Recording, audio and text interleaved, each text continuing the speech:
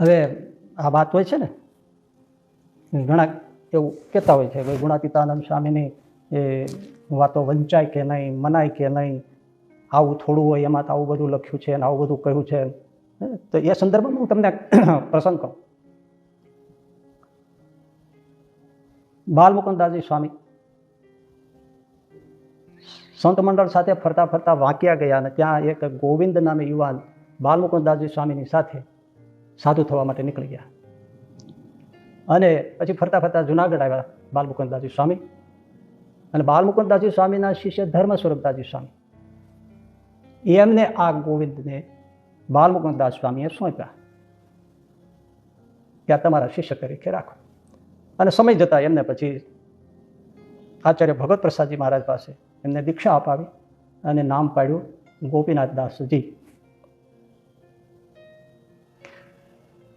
સાધુ થઈને આવ્યા પછી બાલમુકુદાસ સ્વામીએ પોતાના જ શિષ્ય શાસ્ત્રી ધર્મતનયદાસજી સ્વામી વિદ્વાન હતા, એમને કહ્યું કે તમે આ ગોપીનાથ દાસજીને ભણાવો. આ સાધુ ભણે એવા છે. અને એમણે ભણાવ્યા વ્યાકરણ, પંચકાવ્ય, પંચમહાકાવ્ય એ બધું ભણાવ્યું એમને. અને એમનું શરીર એક તો પ્રગલ્ભ વાણી, પ્રૌઢ પ્રતાપી શરીર, હાડમ બાંધાદાર, જોવો તો પ્રગલ્ભ પુરુષ લાગે. અને એવી ગંભીર વાણી, એવી સરસ રસાળ કથા કરે, બધાને આમ રસ તરબોળ કરે.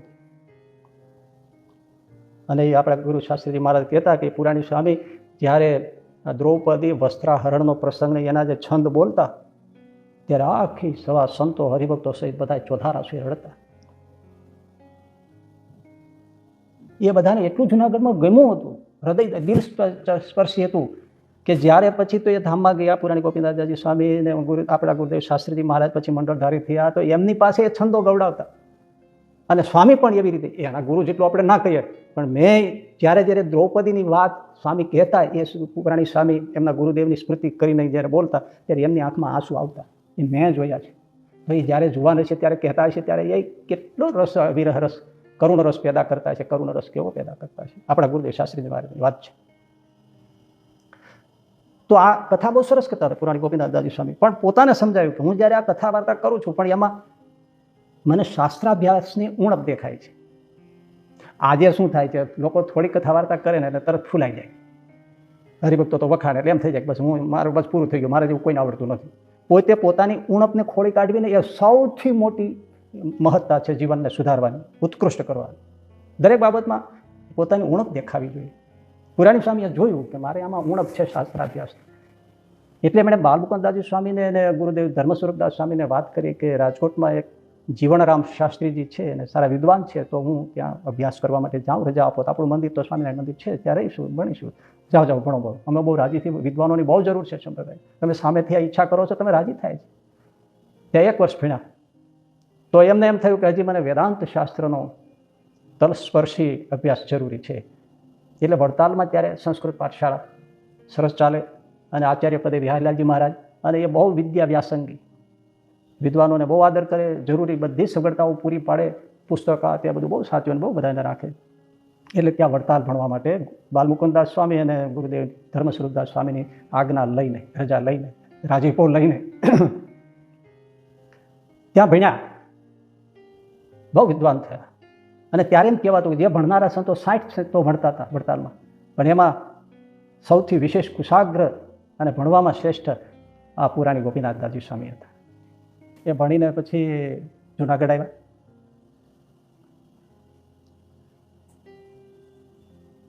સત્સંગનો પ્રચાર કરે છે, કથા વાર્તાઓ કરે છે, શ્રી ભાષ્યની કથા કરતા.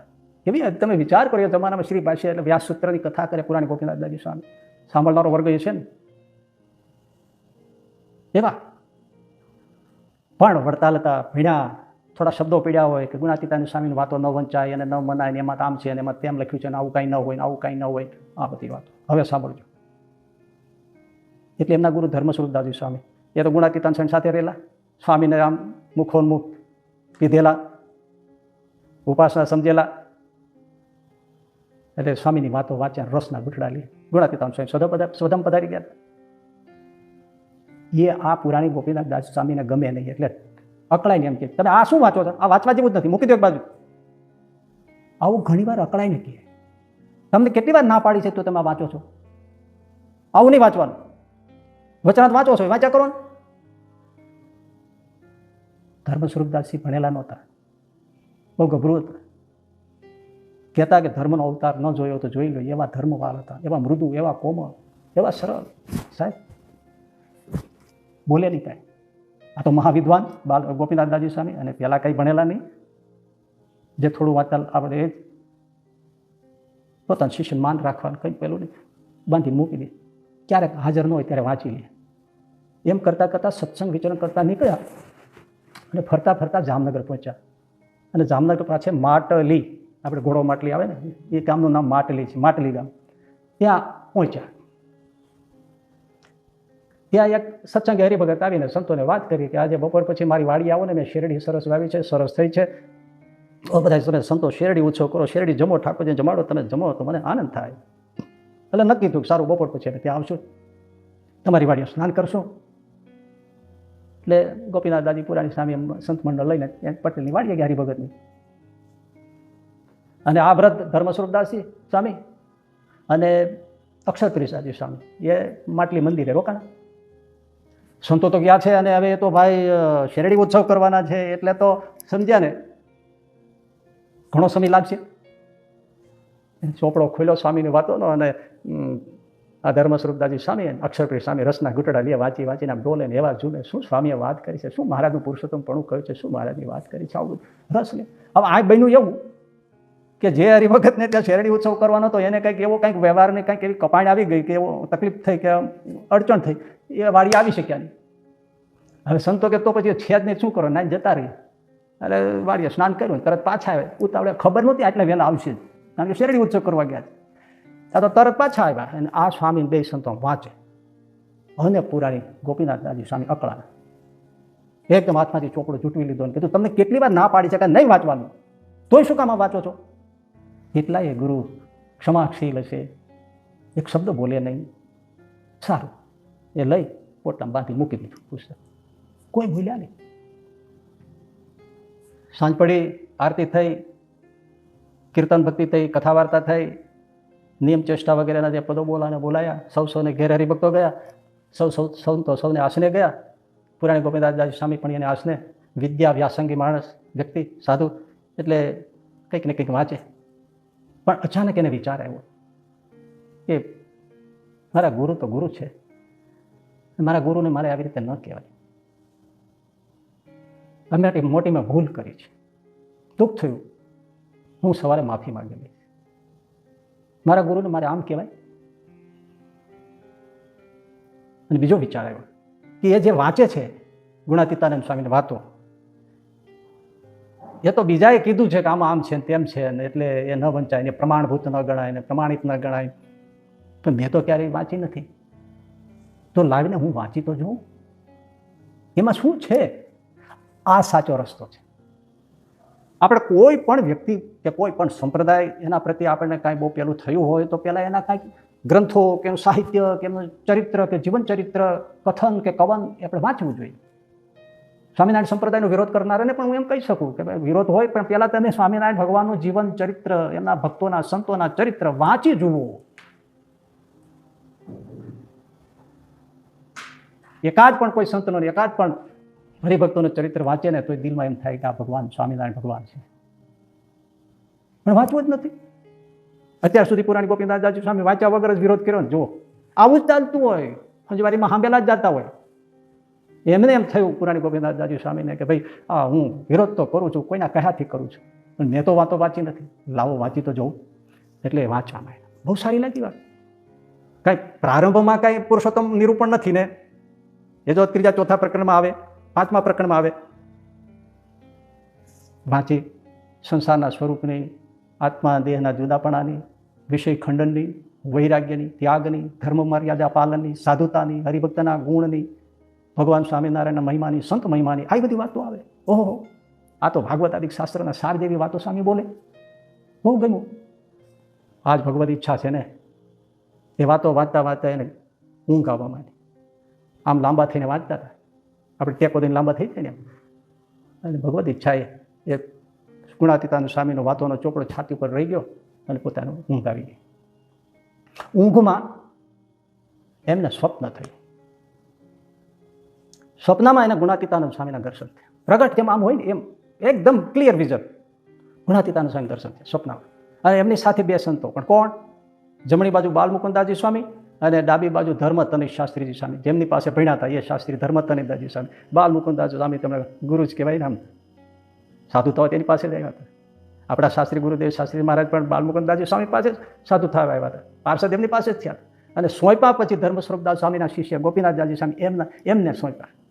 પણ આમ ટચ તો સીધો એમને બાલમુકુદાસજી સ્વામીનો છે. એટલે જ આપણા ગુરુદેવ શાસ્ત્રીજી મહારાજ કહેતા મારે ક્યાં આગું છે, મારા ગુરુ બાલમુકુદાસ સ્વામીની એ ગુણાતીતા હાથ, અને એની પાસે શ્રીજી મહારાજ. હું જરાક આમ હાથ લાંબો કરું ને ત્યાં શ્રીજી મહારાજને અડી જાવ એટલું મારે છેટું છે. તો આપણે ક્યાં છેટું છે?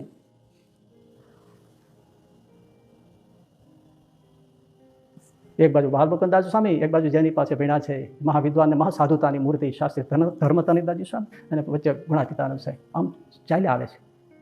એ જ વખતે શું થયું? પ્રગટપણે એની સામે આ ત્રણ સંતો પ્રગટ હતા, આવ્યા હતા, દિવ્ય રૂપે આવ્યા હતા. બાલમુકુદાસ સ્વામી શાસ્ત્રી ધર્મતનિષ્ઠ શાસ્ત્રીજી સ્વામી જુનાગઢમાં હયાત હતા અને આ દિવ્ય રૂપે હતા. એક ગુણાતીતાનંદ સ્વામી સદામ પધારી ગયા હતા, બાકી બે સંતો તો જુનાગઢ હતા. એ ત્રણેય સંતો આમ સામે આવ્યા હતા. બાલમુકુદાસ સ્વામીએ પોતાનો જમણો ચરણ લઈને પુરાણી ગોપીનાથદાસજી સ્વામીના બે પગ ઉપર આમ દબાવ્યો. ઉઠો, શું સૂઈ રહ્યા છો? અને જાગી ગયા. તો જે સ્વપ્નમાં જોયા તે સામે હતા. તાજુબ થઈ ગયા, ગદગદ થઈ ગયા. કલ્પના કરો આપણે આવું કંઈ થયું ને આમ સામે ઉભા હોય તો શું થાય? એમ દંડવત કરવા માંડ્યા. પણ જેવો બીજો કામ દંડવત કરવા ગયા ને એટલે બાલમુકુદાસ સ્વામી બોલ્યા, ગોપીનાથ, ભલે તમે ભણ્યા, બહુ સારું થયું. તમારા ગુરુ ભણ્યા નથી ધર્મ સ્વરૂપદાસજી, પણ તમારા ગુરુ છે. ગુરુની સાથે આવો વર્તન ન કરાય. એની આજ્ઞામાં રહેજો, કોચવશો નહીં. અને બીજું સાંભળો, એ મહત્વની વાત છે. તમારા ગુરુ ધર્મ સ્વરૂપદાસજી સ્વામી જેમ સમજે છે ને, મતલબ કે શ્રીજી મહારાજનું સર્વોપરીપણું જેમ સમજે છે ને એમ તમે સમજજો. અને એ સમજશો ત્યારે તમારું પૂરું થશે. એ સમજ્યા વગર છૂટકો નહીં થાય. એટલું કઈને દ્રષ્ટ થઈ ગયું.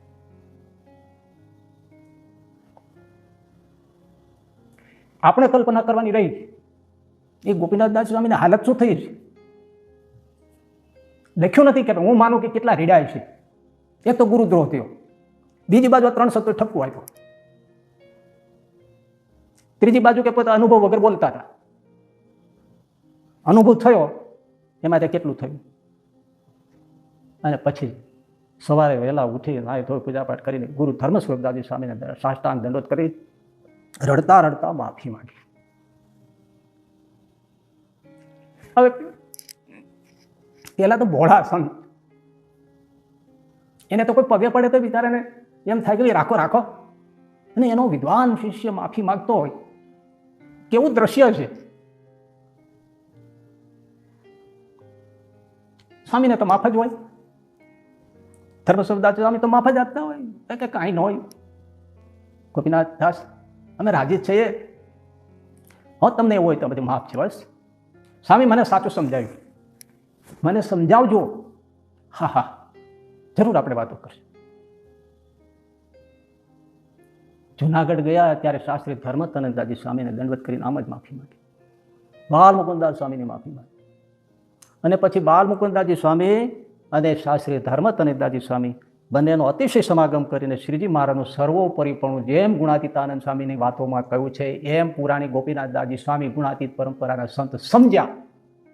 સાક્ષાત્કાર થયોનો પણ આગળ ઉપર પ્રસંગ છે એમના જીવનમાં. પણ બધી કથા હું ક્યાં અત્યારે કહું.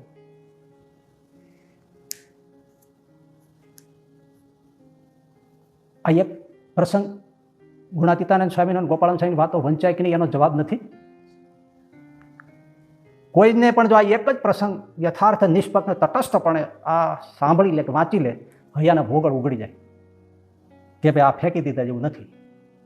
હે છતાંય હજી એક તમને કહી દઉં, આત્માનંદ સ્વામી, ભાયાત્માનંદ સ્વામી 117 વર્ષની ઉંમર થઈ હતી એવું કહેવાય છે.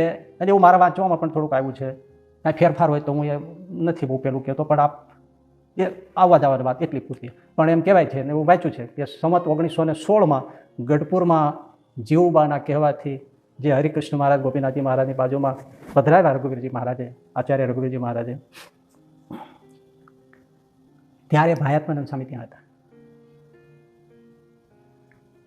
એમને શ્રીજી મહારાજે દર્શન દીધા કે તમે એ વાગડમાં રહેતા, ભાયાત્માનંદ સ્વામી વાગડમાં રહેતા, એમનું પાણીને ફાવતું, ઉંમર 117 વર્ષ એટલે કેટલી કહેવાય ભાઈ.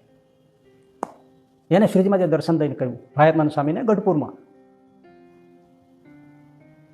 વિક્રમ સંવત 1916 હરિકૃષ્ણ મહારાજને પ્રસ્થાપિત કરવા, પ્રતિષ્ઠા કરવાના પ્રસંગે ભાયાત્માનંદ સ્વામીને શ્રીજી મહારાજે દર્શન દઈને કહ્યું તમે જુનાગઢ થઈને જજો. તો ના પાડવાની વાત જ હતી ને, એમને બીજી કંઈ કશું ખબર નહોતી. આ બાજુ શ્રીજી મહારાજે ગુણાતીતાનંદ સ્વામીને દર્શન દીધા. એમને કીધું કે ભાઈ સ્વામી આવે છે, ટૂંકા નામથી ભાઈ સ્વામી કહેવાય, ભાઈ સ્વામી આવે છે અહીંયા, પણ તમે એને પૂછજો કે તમારે 117 વર્ષ થઈ ગયા તો શ્રીજી મહારાજ તમને તેડી કેમ નથી જતા ધામમાં? એનું કંઈ કારણ જાણો છો? એ પૂછજો. પછી શ્રીજી મહારાજે ગુણાતીતાનંદ સ્વામીને કહ્યું સ્વામી મને ભાયાત્માનંદ સ્વામી વચનની મૂર્તિ છે, વાળ જેટલું મારું ને વચન લોતું નથી, એ મને બહુ વાલા છે, પણ અમારું સ્વરૂપ સમજવામાં કચાશ છે.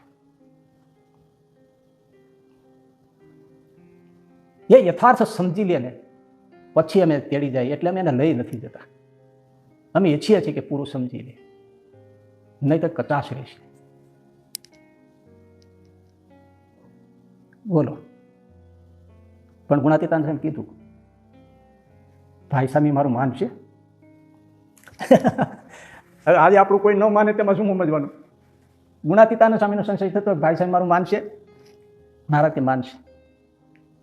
એ આવ્યા જુનાગઢ, મળ્યા, શાંતિથી વાત કરી, પૂછ્યું કેમ નથી તેડી જતા? તો કે ગુણાતીત મને તો કાંઈ ખબર પડતી નથી, પણ બાપ તેડી નથી જતા. તો કે સાંભળો, મને મહારાજે દર્શન દઈને આ વાત કરવાનું કહ્યું છે. હા શું બેટા ગુણાતીત? હા સ્વામી તમે મોટા છો, મારે કહ્યા વગર છૂટક્યો નથી. વાતો કરી, સ્વરૂપ સમજાવ્યું, પણ આખો આમ કેફ બદલાઈ ગયો. ભાયાત્માનંદ સ્વામી રોમ રોમ કઈ જુદું જ થઈ ગયું. અરે बेटा गुणातीत ये बात तुमने मैं मुझसे पहले क्यों नहीं की? એ સ્વામી પહેલા તો કેમ કહેવાય, પહેલા કેમ કહેવાય? અક્ષરવડીમાં અમે બેઠા બેઠા બધા આ વાતની મનન ચિંતન ને વાતો કરતા હતા, ત્યારે તમે નીકળ્યા હતા, ત્યારે તમે જ અમને ભેજા હતા કે આ બધું મૂકો, શેર બશેર 5 શેર એવું બધું શું તોડવા બેઠા છો? સમજાઈ ગયું ને તમે? હું આ શેર બશેર 1.5 શેર 5 શેર એમ જોખવા બેઠા છો, મૂકો બધું. પછી કોણ કહે? હા ગુણાતીત સમજ ગયા, મેરી ભૂલ हुई.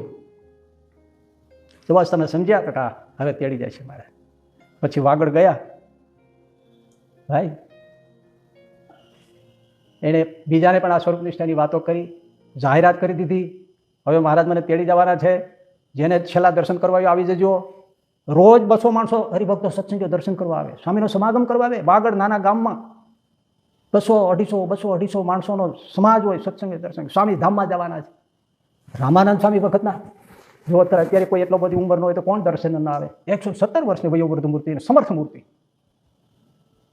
એના ખર્ચ અને વ્યવસ્થા એ કરવા માટે ગુણાતીતાનંદ સ્વામી શિવલાલ શેઠને મૂક્યા હતા. તું સ્વામીની પણ સેવા કરજે, આ બધાને ગામડામાં નાના રોજ આ બધું રસોડું કરીને જમાડવું એ કોઈનું કામ નથી, ખર્ચો પોસાય નહીં, એ તું ભોગવ અને સેવા પણ સ્વામીની કર, અને આ બધાનો ખર્ચ ઉઠાડી વ્યવસ્થા કરીને શેઠિયો માણસ છો, વહીવટી માણસ છો, તો બધું સંભાળી શકી. એ ખાસ કારણ છે. બાકી હું માનતો નથી કે એમ કીધું કે કોઈ સંતો સેવામાં ન રોકાય એટલે શિવલાલને કીધું તું રહે, એ વાતમાં હું નથી સહમત નથી, માફ કરજો. પણ આ વ્યવસ્થા અને સ્વામીનો સમાગમ સેવા અને હિડન કારણ ગુણાતીતાનંદ સ્વામી સમજતા હતા. શિવલાલ શેઠનું પણ બધું જે છે એને ધામમાં જવાનો આશીર્વાદ માગી દીધો હતો, એને પરણવાનો બાપ ફોર્સ કરતા હતા, એ બધું પૂરું કરાવવું હતું. કેટલાય એક કાંકરે કેટલાય કામ પતાવવાના હતા.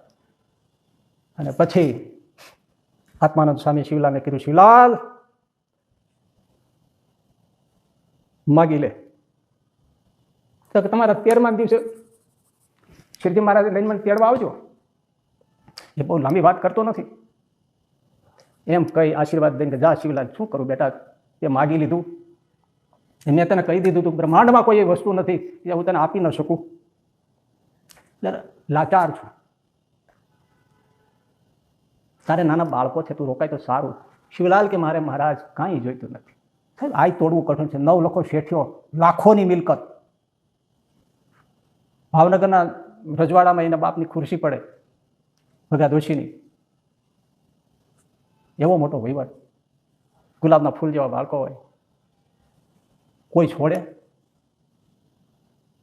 બહુ નાની ઉંમર કે સમથિંગ 25 એટલી જ ઉંમર હતી, 25ની આસપાસની જેવી ઉંમર હતી એમની.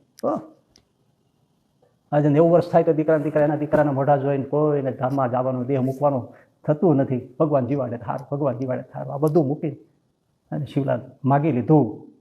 અને આત્માનંદ સ્વામી કે જો આવ્યા છે, અનંત મુક્તો છે, અનંત વિમાન છે, ઓહો હો, બધા મોટા મોટા બધા સંતો છે, ગોપાળાનંદ સ્વામી તે બધા ઓહો બધા છે. લો શિવલાલ, જય સ્વામિનારાયણ, હું જાઉં છું. ગયા. આ પ્રસંગ પણ પર્યાપ્ત નથી કે ગુણાતીતાનંદ સ્વામી અને ગોપાળાનંદ સ્વામીએ કીધું છે એ સમજવું જરૂરી છે, પણ આ ઓલા જેવું છે. ગુણાતીતાનંદ સ્વામી કીધું ને ભાઈ સ્વામી મારું માનશે, નથી મનાતું. એ તો આપણે આગળ કહી દીધું કે ભાઈ સમર્પિત થઈને સંતોના, આ ગોપાળાનંદ સાહેબ, ગુણાતીતાનંદ સાહેબ, શ્રીજી મહારાજના ચરણમાં માફી માગીને આ બધું બાળક થઈને માગે ત્યારે મા બાપ રીજે અને ત્યારે અંતર પ્રકાશ થાય. ત્યારે એમ થાય કે વચનામૃતમાં જે કહ્યું છે એનું સીધું સરળ ભાષાંતર વિવરણ હોય તો ગોપાળાનંદ સ્વામી, ગુણાતીતાનંદ સ્વામી વાતો છે.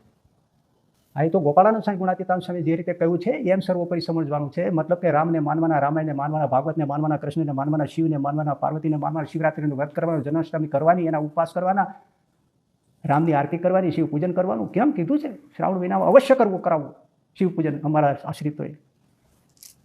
અને એક પ્રસંગ મને બતાવું જેને ખુદ સાધુ કરવા માટે શ્રીજી મારે સામે આવીને તેડવા ગયા હોય એવો એક ગોપાળાનંદ સ્વામી છે.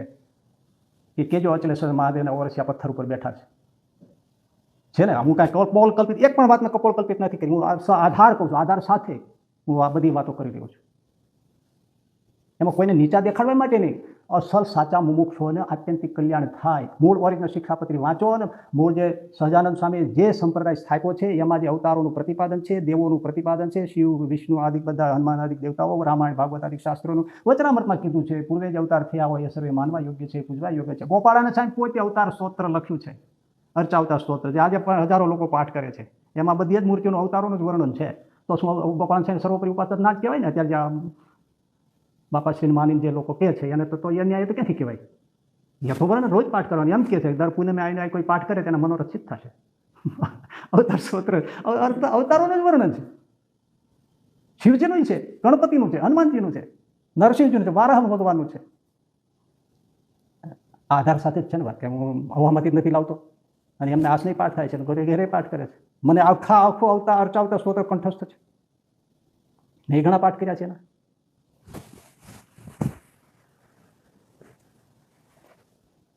મોટા પુરુષની સ્થાપેલી મર્યાદાથી બહાર ના જવાય, એમાં દ્રોહ જ છે. બાપાશ્રીમાં ક્યાંય નથી એમની વાતોમાં કે એમના જીવનમાં. એમણે તો 1.5 મહિનો રામાયણ સાંભળી છે એવું જીવન ચરિત્રમાં આવે છે. રામાયણ 1.5 મહિનો સાંભળે છે. પછી આ લોકો એમ કહે કે આવી રીતે ભગવાનના ચરિત્રમાં સંશય ના થાય ને એટલા માટે આપણે આ રામાયણ વાંચી અને એવું દ્રષ્ટાંત પૂરું પાડે છે. કપાળ તમારું તો 1.5 મહિનો સાંભળવાની શું જરૂર છે? 2 ચરિત્રોના, રામના, સીતાના, શિવના, પાર્વતીના કઈ રીતે પૂરું થઈ જાય? એમાં એક વિચાર રામાયણ સાંભળવાની શું જરૂર છે? ભગવાન સ્વામિનારાયણ સર્વોપરી ભગવાન હતા. રામ મુક્તાનંદ સ્વામી કે સ્વામી સીતા ત્યાગનો પ્રસંગ મને સંભળાવો. ગઢપુરમાં ઉગણવાના ઓરડે જ. અને મુક્તાનંદ સ્વામી રામકથાના તો જન્મજાત એ વિદ્વાન હતા. 14 વર્ષની ઉંમરે રામકથા કરતા હતા. એ અમરેલીના અમરાપુર ગામે.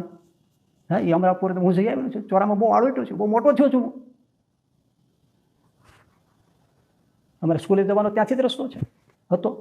હું અમરાપુરનો નથી, તમને કહું, પણ હું ત્યાં ભણ્યો છું અમરાપુરમાં. એમણે રામકથા સીતા ત્યાગનો પ્રસંગ શરૂ કર્યો. શ્રીજી મહારાજ ધ્રુસકે રડે. રૂમાલ આડો દઈને છેવટે એમ કીધું, સ્વામી કથા બંધ કરો, મારાથી નહીં સંભળાય, કથા બંધ કરો. કયા અવતારને નિગ્લેક્ટ કર્યા મને બતાવો, કાઢી નાખ્યા એમ બોલો. આ કાઢનારા ખોટું નથી કરતા? એ શું સ્વામિનારાયણના રાજીપામાં થાય છે? અબજી બાપાએ નથી કાઢ્યું. અબજી બાપા માનતા હતા બધું, શિક્ષાપત્રીને માનતા હતા.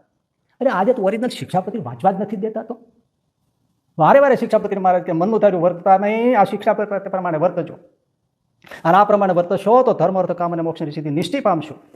અને આ શિક્ષાપત્રી બહાર વર્તે એને અમારા સત્સંગીઓ અમારા સંપ્રદાયવાળાએ એને સંપ્રદાયથી બહિર્ભૂત કાઢવા, બહાર નીકળી ગયેલા જાણવા. આ ચોખ્ખું કીધું છે.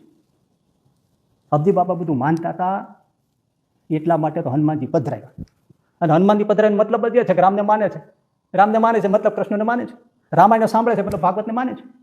અબજી બાપાને ગાડો ના દેશો. ઘણા તો અબજી બાપા નામ આવે તે નાકનો ટીચકો ચડી જાય. એ નહીં, એને નામે જે થયું છે એ ખોટું છે અને થઈ રહ્યું છે ખોટું છે. અબજી બાપાનો સિદ્ધાંત નથી. બધું તો તમને હું ના કહી શકું, પણ હું તો દર શિવરાત્રિ શિવજીનું અહીંથી અભિષેક જળ લઈ, શ્રીજી મહારાજનો અભિષેકનું જળ બધું લઈને જાઉં છું. અને સાહેબ બધું તો તમને નહીં કહું. શિવ બહુ રાજી થાય, બહુ રાજી થાય, બહુ રાજી થાય. મને જે હાવ અજાણ્યા હતા ને એમણે મને વાત કરી હતી, જેને ખબર નથી કે હું અહીં શિવ પૂજન કરવા જાઉં છું, એમણે મને વાત કરી. એને દર્શન હતું, એને ખબર નથી કે હું મહાશિવરાત્રિ હું શિવ પૂજન કરવા જાઉં છું. એમણે સીધું જ મને કીધું, મને કે તમે જે શિવ પૂજન કરો છો ને શિવજી બહુ રાજી થાય છે, બહુ રાજી થાય છે. એ મને શ્રીજી મહારાજના ચરણામૃતનો અભિષેક સ્વામી કરે છે.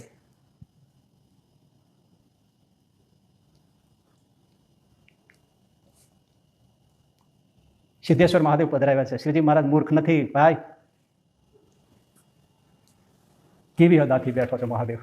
હે ક્યાંય મૂર્તિ તો ગોતી આવો. જરાક જુઓ શ્રીજી મહારાજ શું કહે છે, એમનો સિદ્ધાંત શું છે, શિક્ષાપત્રી શું છે, આચાર્ય ગાદી છે, દેવ છે, એ મૂર્તિઓ છે.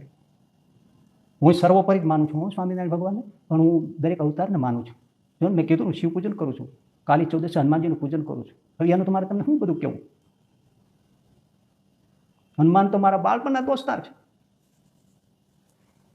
થોડો સમજણો થયો તો ત્યાંથી મારે કઈ તકલીફ હોય તો એને કહેતો, પણ ખોટા અર્થ કરી પંથ ઊભા થઈ ગયા, સંપ્રદાયની સામે સંપ્રદાય ઊભા થઈ ગયા. કલ્યાણના માર્ગમાં આડા આગા કહેવાય કે જે આપણે ગોપીનાથજી મહારાજમાં જોડાવા ન દે, હરિકૃષ્ણ મહારાજમાં જોડાવા ન દે, જે સ્વામિનારાયણ ભગવાનના સ્થાપેલા મૂર્તિઓ એના દર્શન એની સેવા એમાં જોડાવા ના દે. મૂળ ગ્રંથોનું એ બધું શિક્ષાપત્રી વચનામૃત આ બધા આપણે વચનામૃતિ તો હોય, પણ વચનાત્મા જે સિદ્ધાંત છે એ સિદ્ધાંતને ફેરવીને બધી વાતો થાય. આ બધું કલ્યાણમાં આડા બેઠા કહેવાય. માટે મૂળ પકડવું, મૂળ સ્વામિનારાયણ ભગવાનના સંપ્રદાયને પકડવો, મૂળ સ્વામિનારાયણ ભગવાનના જે સિદ્ધાંતો છે, અવતારોનો સ્વીકાર છે, દેવોનો સ્વીકાર છે, બે આચાર્યની ગાદી છે, લક્ષ્મીનારાયણ નરનારાયણ આદિ બધા દેવો છે, ગોપીનાથજી મહારાજ આદિ દેવ જે પધરાય મૂર્તિઓ છે, ભગવાનના સ્વરૂપો પધરાવ્યા છે, હનુમાનજી ઘાટે આદિ દેવો છે. આ બધું માનવાનું છે, એ મર્યાદામાં રહેવાનું છે અને એ સિદ્ધાંત પ્રમાણે વર્તવાનું છે.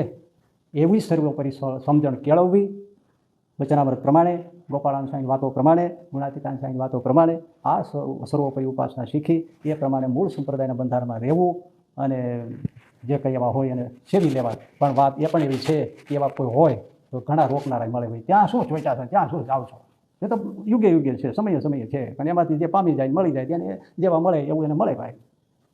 સમજથી ફેર હે તો જેવો અવસર આવ્યો હોય સારા સાધુમાં જોડાવવું, મૂળ સંપ્રદાયમાં રહેવું અને ભગવાન સ્વામિનારાયણને સર્વોપરી સમજી અને એમને સર્વોપરી ભાવે ધર્મ જ્ઞાન વૈરાગ્ય ભક્તિ સહિત એકાંતિકી ભક્તિ કરવી. તો શ્રીજી મહારાજ પોતાનું જે સર્વોપરી ધામ છે, પરોપરી જે પોતાનું મૂર્તિનું સુખ છે એમાં અખંડ પોતે સ્વયં આવીને તેડી લઈ જઈને પોતાની સેવામાં એ સુખમાં સદાયને માટે રાખશે. આપણે શ્રીજી મહારાજને, ગોપાળાન સ્વામી, ગુણાતીતાન સ્વામી એ બધાને પ્રાર્થના કરી કે મહારાજ તમે અમને આવી સ્થિતિ કરાવજો અને તમારી સેવામાં રાખજો. સજાનંદ સ્વામી મહારાજ.